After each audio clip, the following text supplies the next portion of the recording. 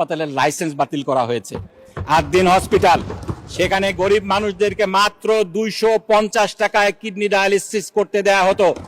হাসপাতালটি বন্ধ হওয়ার পরে গরিব মানুষ, রিক্সাওয়ালাদের কান্না হাজারি আমরা দেখেছি। মাননীয় স্পিকার, গরিবের সস্তায় চিকিৎসার একমাত্র অবলম্বনকে বন্ধ করে ডায়ালিসিসের কর মওকুফ, এটা কি গরু মেরে জুতা দান বললে খুব অন্যায় হবে মাননীয় স্পিকার? কর আছে দুই ধরনের মাননীয় স্পিকার, আপনিও জানেন, প্রত্যক্ষ কর, পরোক্ষ কর। আমাদের 18 কোটি লোকের দেশে প্রত্যক্ষ কর দেন মাত্র 24 লক্ষ মানুষ, কিন্তু পরোক্ষ কর, সেই ভ্যাটটা আমাদের আপামর জনসাধারণ দেন। এক্ষেত্রে একজন গরিব মানুষও যেই পরিমাণ ভ্যাট দেন, দরিদ্র মানুষও একই পরিমাণ ভ্যাট দেন। আমাদের দেশের ভিক্ষুকেরা চাল ডাল নুন তেল কিনতে যে পরিমাণ ভ্যাট দেন, একজন কোটিপতিও একই পরিমাণে ভ্যাট দেন। তাহলে এই বাজেট গরিব বান্ধব হলো কিভাবে মাননীয় স্পিকার? আপনারা ভ্যাটের আওতা বাড়িয়েছেন, আপনারা গ্যাস সিলিন্ডার সহ 20টি আইটেমের উপর ভ্যাটের আওতা বাড়িয়েছেন। মাননীয় স্পিকার, অনেক কার্ডই তো দিচ্ছে সরকার, ভ্যাট মওকুফের একটা কার্ড যদি গরিবদের জন্য দিত, গরিবদের অনেক উপকার হতো। মাননীয় স্পিকার, কেউ কেউ বলছেন এই বাজেটে নাকি কালো টাকা সাদা করার কোনো সুযোগ রাখা হয়নি। কালকে এটা নিয়ে আলোচনা হয়েছে। আমরা যে বাজেট ডকুমেন্টগুলো পড়ি না পড়েই বক্তৃতা দেই, তার এটা একটা প্রকৃষ্ট উদাহরণ। এই যে বাজেট অর্থ বিলটা দেয়া হয়েছে, এর 124 নম্বর পৃষ্ঠায় 152 নম্বর ধারায় সেই সুযোগ দেয়া হয়েছে আবাসন খাতে কালো টাকাকে সাদা করার।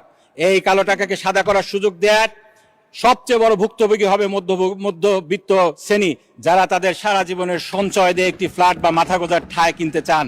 তাই আমি এই বাজেটকে মধ্যবিত্তের জন্য স্বস্তি নয়, বরং অতিরিক্ত চাপের বাজেট বলে মনে করি।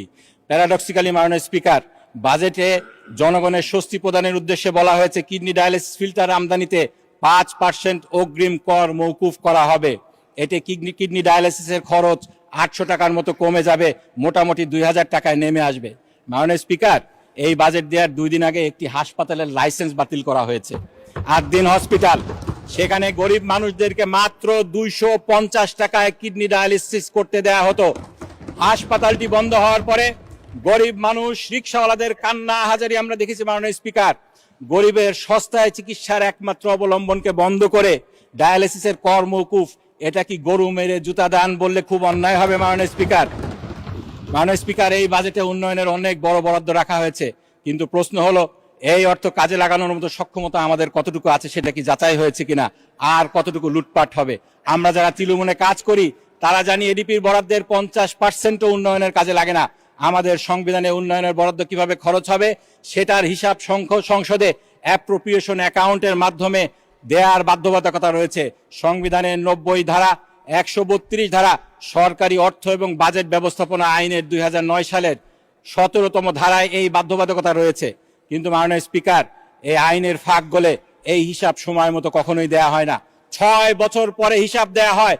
আমাদের সামনে 2018 সালের হিসাব রয়েছে, 19, 20, 21, 22, 23, 24, 25 সালে এই বাজেট কিভাবে ব্যবহৃত হয়েছে তার কোনো হিসাব আমাদের সামনে নেই। এই হিসাব ছাড়া, এই ধরনের অ্যাকাউন্টেবিলিটি ছাড়া এরকম বড় বরাদ্দ, এটা কি হরিণ লুটের পথ খুলে দিবে না মাননীয় স্পিকার? দুর্নীতি আর লুটপাট যদি আমরা ঠেকাতে পারতাম, তাহলে এরকম ধার করে বিরিয়ানি খাওয়ার মতো এত বেশি লোন নিয়ে আমাদের উন্নয়ন পরিকল্পনা বাস্তবায়ন করতে হতো না।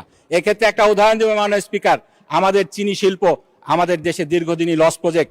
আমাদের এক্সপার্টরা বলেন, যেহেতু আখে আমাদের চিনির কনসেন্ট্রেশন কম, তাই এটা লাভের মুখ দেখে না।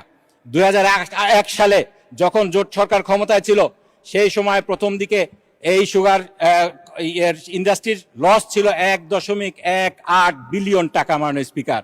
পরে আমার শহীদ পিতা মাওলানা মতিউর রহমান নিজামী যখন শিল্প মন্ত্রণালয়ের দায়িত্ব নিলেন, দুর্নীতির বিরুদ্ধে শক্ত অবস্থান নিলেন, আমরা দেখলাম এই লস কমে পরের 3টি বছর এই শিল্প লাভের মুখ দেখলো। প্রতি বছর 700 মিলিয়ন করে প্রফিট করেছে। কিন্তু মাওলানা নিজামী যেদিন দায়িত্ব ছাড়লেন, তার পরের বছর এই খাতটি আবার লসের মুখে পড়ে। আরেকটি ঘটনা শুনেছি মাননীয় স্পিকার, সত্য মিথ্যা মাননীয় প্রধানমন্ত্রী বলতে পারবেন।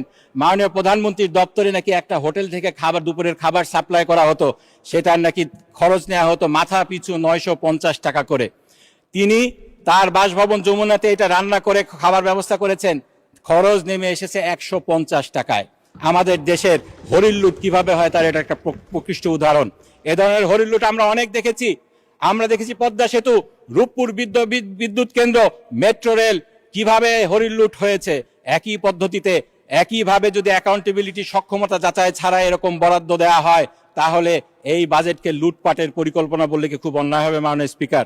মাননীয় স্পিকার, আমাদের গত বছরের বাজেটের সবচেয়ে বড় অংশ খরচ হয়েছে সুদ পরিশোধে। মাননীয় স্পিকার, আমাকে একটু 2 মিনিট বাড়িয়ে দিবেন। এই বছর সংখ্যার দিক দিয়ে আরো বেশি সুদ দিব। গত 15.5% দিয়েছিলাম আমরা আমাদের বাজেটের, এই বছর 13% দেখানো হচ্ছে, কিন্তু যেহেতু বাজেটের পরিমাণ বেড়ে গিয়েছে সংখ্যা বাড়লেও শতকরা হিসাবে একটু কম দেখা যায়। মাননীয় স্পিকার, আমাদের দেশের সংখ্যাগরিষ্ঠ মানুষ ইসলাম প্রিয়, আমরা আল্লাহকে ভয় করি। আল্লাহ সুবহানাহু ওয়া তাআলা বলেছেন, যদি তোমরা সুদকে ছেড়ে না দাও ফাজানু বিহারবিম মিনাল্লাহি ওয়া রাসূলিহি, তাহলে তোমরা আল্লাহ এবং আল্লাহর রাসূলের পক্ষ থেকে যুদ্ধের জন্য প্রস্তুত হয়ে যাও। মাননীয় স্পিকার, আমরা আল্লাহ ভীরু মানুষ, সুদের বোঝা মাথায় নিয়ে আমরা আল্লাহ তার রাসূলের বিরুদ্ধে যুদ্ধ করতে চাই না। সরকারকে কে অধিকার দিল আমাদেরকে যুদ্ধে নামিয়ে দেওয়ার? এক্ষেত্রে সরকার বলতে পারেন সুদের বোঝা তো আমাদের মাথায় আগের থেকেই ছিল, সেক্ষেত্রে আপনারা এটা না বাড়ালেও পারতেন। আপনারা যদি দুর্নীতিকে কন্ট্রোল করতে পারতেন আমাদেরকে সুদ ভিত্তিক এই লোন নিতে হতো না। মাননীয় স্পিকার, আল্লাহ সুবহানাহু ওয়া তাআলা আমাদেরকে পথ দেখিয়ে দিচ্ছেন, ইন কানা যু উসরাতিন ফানাজিরাতুন ইলা মাইসারা। আমরা যদি অভাবগ্রস্ত হই, আগের থেকে ঋণগ্রস্ত হই, তাহলে আমাদেরকে এই ঋণ থেকে সুদ থেকে পর্যায়ক্রমে বেরিয়ে আসতে হবে। আমরা যদি পদক্ষেপ নেই মাননীয় স্পিকার, আল্লাহ সুবহানাহু ওয়া তাআলা আমাদেরকে ইনশাআল্লাহ সাহায্য করবেন। মাননীয় স্পিকার, এক্ষেত্রে জাকাত আমাদের দারিদ্র্য বিমোচনের ক্ষেত্রে একটা বড় ভূমিকা রাখতে পারে। একটা গবেষণায় দেখা গিয়েছে এই জাকাত থেকে 2 লক্ষ কোটি টাকার বেশি আয় করা সম্ভব। মাননীয় স্পিকার, কিন্তু একটা সমস্যা রয়েছে, এদেশে যেভাবে লুটপাট হয় জনগণ। মাননীয় স্পিকার, আমাকে 2 মিনিট সময় একটু বাড়িয়ে দেবেন। মাননীয় সদস্য, আপনি 2 মিনিট চেয়েছেন, 2 মিনিট বাড়ানো হলো। ধন্যবাদ। মাননীয় স্পিকার, আমাদের দেশে যেভাবে লুটপাট হয় জনগণ তো সরকারকে বিশ্বাস করে না। মাননীয় স্পিকার, আমরা দেখেছি সরকার ইসলামী ব্যাংকে হাত দিল আর জনগণ 7 দিনে 4,000 কোটি টাকা উঠিয়ে নিল।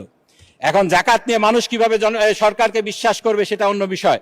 এজন্য আমার প্রস্তাব হলো দেশের শীর্ষস্থানীয় উলামায়ে কেরামের তত্ত্বাবধানে জাকাতকে আরো গুরুত্ব দিয়ে কার্যকর দারিদ্র্য বিমোচনের কর্মসূচি গ্রহণ করতে হবে। আমাদের দেশে মাননীয় স্পিকার, ধনী দরিদ্রের যে ব্যবধানটা রয়েছে আমাদের সকলের জন্য কষ্টকর। দেশের সম্পদের শীর্ষভাগ মুষ্টিমেয় মানুষের হাতে কুক্ষিগত হয়ে রয়েছে। 10% মানুষের হাতে রয়েছে 58% সম্পদ, 1% মানুষের হাতে রয়েছে 1/4 সম্পদ। এটা কিভাবে সম্ভব মাননীয় স্পিকার? এটাকে এভাবে জিইয়ে রেখে আমাদের দেশের উন্নয়ন আমরা কিভাবে করব? বাজেটের সবসময় বলা হয় বৈষম্য কমিয়ে আনা হবে, দারিদ্রতা কমিয়ে আনা হবে। এভাবে সম্পদ যদি একটা শ্রেণীর কাছে, অল্প সংখ্যক শ্রেণীর কাছে কুক্ষিগত হয়ে থাকে, এটা আমাদের কোনোভাবেই সম্ভব না। এই জন্য আমাদেরকে সুদ ভিত্তিক লোনকে না বলতে হবে আর জাকাত ভিত্তিক অর্থনীতিকে চালু করতে হবে। মাননীয় স্পিকার, বাজেটে একটা ভালো কথা বলা হয়েছে, জাল যার জল আতার। এই নীতির আওতায় খাল, বিল, জলাশয় জনগণের জন্য উন্মুক্ত করার যে ঘোষণা দেওয়া হয়েছে আমি তাকে স্বাগত জানাই। দীর্ঘদিন ধরে একটি প্রভাবশালী গোষ্ঠী প্রশাসনকে ব্যবহার করে লিজের নামে বহু জলাশয়ের উপর তাদের নিয়ন্ত্রণ প্রতিষ্ঠা করেছে, জনগণকে বঞ্চিত করছে।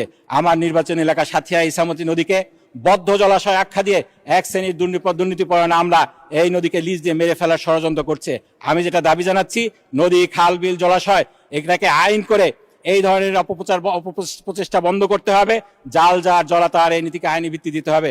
মাননীয় স্পিকার, আমরা যদি এই বাজেটকে সত্যিকার অর্থে জনকল্যাণমুখী করতে চাই তাহলে জবাবদিহিতা বৃদ্ধি করতে হবে, দুর্নীতি হ্রাস করতে হবে, সংসদের ভূমিকাকে শক্তিশালী করতে হবে, ঋণ নির্ভরতা কমাতে হবে, বৈষম্য দূরীকরণে আরো সাহসী ভূমিকা নিতে হবে।